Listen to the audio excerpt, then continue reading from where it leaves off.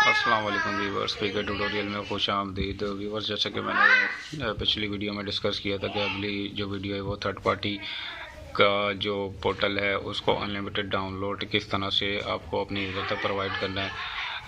But मैं ये समझता हूँ कि इस बीच हमारा एक बहुत ज़्यादा इंपॉर्टेंट पॉइंट मिस हो रहा है, तो मैंने सोचा कि आज उस पॉइंट को क्लियर कर लिया जाए और अगली वीडियो में जो है वो डाउनलोड अनलिमिटेड किस तरह देना है इस टॉपिक को अगली वीडियो में कवर किया जाए। तो व्यूवर्स, सबसे पहले तो ये बात याद रहे कि अगर आपके पास PTCL से लोड बैलेंसिंग हो रही है तो आपको मालूम होगा कि PTCL के पास कोई भी लोकल पोर्टल सर्विसेज मौजूद नहीं होती।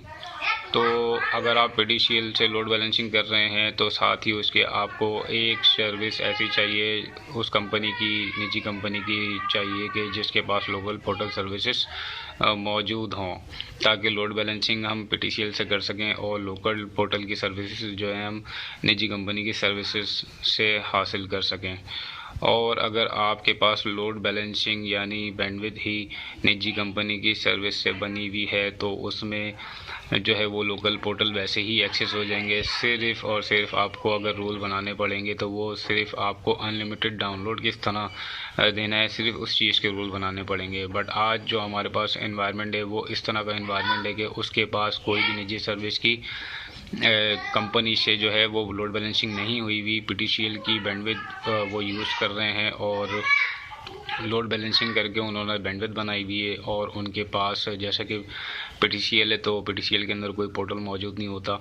पोर्टल को हासिल करने के लिए उन्होंने एक अलग से निजी कंपनी का एक लिंक उठाया जिसको वो मेरे बताए हुए तरीके के मुताबिक उसको उन्होंने एक राउटर की तरह राउटर में जो है वो कॉन्फ़िगर किया। जिस तरह हम यूज़र कॉन्फ़िगरेशन करते हैं उस तरह उन्होंने राउटर में उस कंपनी की सेटिंग कर ली है और उसका IP एड्रेस।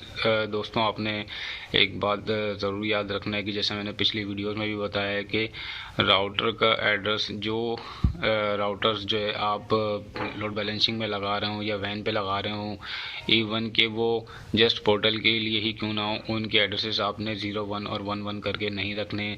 इसके अलावा कुछ भी रख लें, इस तरह का एड्रेस रख लें जो लोड बैलेंसिंग से न टकराए या यूज़र के डिफ़ॉल्ट टेबल से न टकराए।